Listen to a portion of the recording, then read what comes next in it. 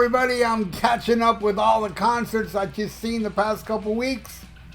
And I got 2 more to go. This time, I'm going to talk about the Armored Saint Queensryche show that played at Fort Lauderdale's Culture Room, which I've been to many times. Hey, I even performed there 4 or 5 times. It's a historic club down here, and yeah, man, I'm a bigger fan of Armored Saint, so of course, I mean, I drove all the way to Orlando to see Armored Saint open for Wasp.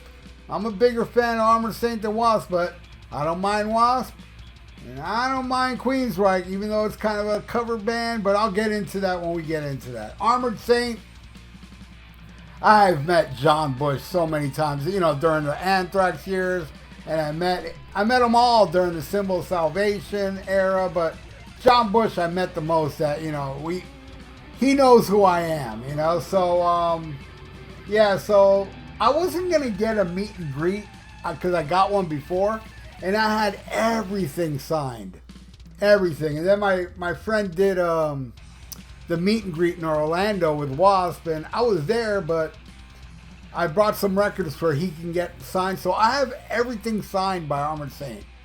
You know, everything I own from Armored Saint, which is everything they've released, it's signed by the whole band. So this time, I wasn't going to get meet and greet till the week before. I thought, you know what, man, I should get a meet and greet because I love this band so much.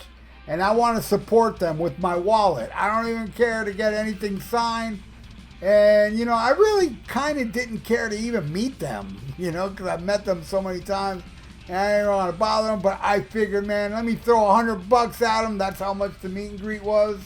And, you know, and I got some, you know, little knickknacks and stuff. And an Armored Saint bag and stuff. And I met them, talked to them, and John Bush and so on. And what was cool when I met them this time, we were both wearing Thin Lizzy shirts. How cool is that? They were all so damn cool. Anyway, so then they come out. You know, I go all the way up front, enjoying the show all the way against the stage. And they come out and they start with End of Attention Span off their last album. I absolutely love that song. Going right into Raise in Fear, which I've never seen them play Raise in Fear. So it was awesome to finally see that played. And then they went into Tribal Dance, which is a classic off Symbol of Salvation. And after that, they played Nervous Man, a classic off my favorite Armored Saint album, Delirious Nomad. Then they did March of the Saint, the classic. I did see them play that one time before. And then Standing on the Shoulder of Giants from the last album, another one off the last album. And then Win Hands Down off the album before that. Then they ended the set with Can You Deliver and Rain of Fire. They were hungry, they were pissed, they were animated.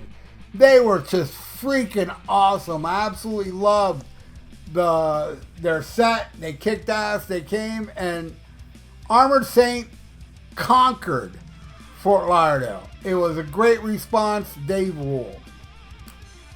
Alright, then Queensryche comes out, and this is like their legacy tour where they come out, they do the full EP, which is awesome, the Queensryche EP, then the full Warning album, which is one of my favorite albums. And, you know, Queen of the Reich, Knight Rider, Blinded, Lady Wore Black, then Warning, Enforced, Deliverance, No Sanctuary, which to me was the freaking highlight because I love the hell out of that song. Never seen them play it live, so it was nice to see this cover band do it. Then NM156, classic. Take Hold of the Flame, Todd nailed it. Before the Storm and Child of Fire, also songs I've never seen them play live.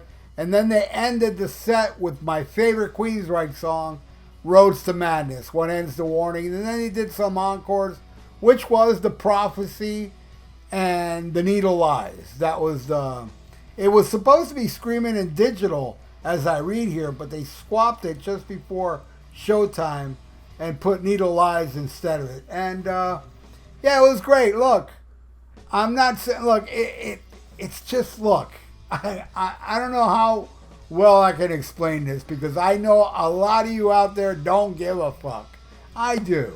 I do. I'm sorry, but I do. To have Queensryche, I mean, I grew up with Queensryche. I knew them before The Warning. You know, I owned that EP before The Warning came out. Bought The Warning, loved it. Bought Rage for Water, loved it even more. My favorite, loved Operation Mindcrime, and that's it. That Here and Now Frontier had a couple good songs I liked off it. But man, DeGarmo's gone. Jeff's taken over. It's just horrible. Horrible album after horrible album. Then Todd comes in, and they release some really good albums. And I think the last one they released is the best out of all the Todd albums. So, yeah, man, if I was to see Queensryche play nothing but Todd songs, then I'd say that's not a tribute band. Even though Rockin' Feel's out. I mean, you don't have Scott Rockenfield, you don't have Chris DeGarmo, and you don't have Jeff Tate. You can call it Queensryche all you want. To me, man, to see them do the EP and The Warning and The Prophecy and The Needle Eyes without Jeff Tate, without Chris DeGarmo, and without Scott Rockenfield, it's a cover band. I'm sorry, there's no new Queensryche there, but I'm not bashing it. It's the greatest Queensryche cover band out there, I'm sure. Because Todd nails it. He does. He sings amazing, he nails all the notes. He's unbelievable. But so is Jeff Tate, okay? Jeff Tate can still hit highs. He's not as great as he was in his youth, but he's still great because I saw him do the full Rage for Water album, and that was freaking amazing. You know, so the guy can still sing. It's just a shame that they all don't get along, and, you know, to me, it's not Queensryche without Jeff Tate, Rockenfield, DeGarmo. I'm sorry. That's how I feel, but at the same time, I enjoyed the show. I even bought a Warning shirt. I would have bought the EP shirt, but they only had size. They didn't have large. They didn't have my size, so I couldn't buy that. But yeah, I loved it. Queensryche was great. Armored Saint was greater, though. I think Armored Saint played a more energetic set. You know, I mean, nothing against Queensryche, but, you know, Eddie Jackson and Michael Wilson, not that animated on stage, where Armored Saint just crushed. But that is my review. I thought both bands were great. I'm not bashing Queensryche by calling them a cover band because that's what they are to me, a killer cover band. So that's it. I'm sure a lot of you think different, and that's cool. Oh, we don't want Jeff back. Todd's great. Yeah, that's cool. That's cool. All right? But to me, it's not bringing Jeff Tate back. It's bringing Jeff Tate, DeGarmo, and Rockenfield back. Or else, forget about it. It's a cover band. That's how I feel. And if you feel different, leave it in the comments below. I'm not going to change your mind, and you're not going to change mine. But I will say, I really hope all of you that are watching this now are subscribed to my channel and ring the little notification bell. And leave your comments below if you saw this tour. What do you feel, you know? We can all disagree and get along. And please like the video. It's good for the YouTube algorithms. And subscribe to my channel if you haven't. So stay frosty. Listen to Black Sabbath and smack 'em a gob.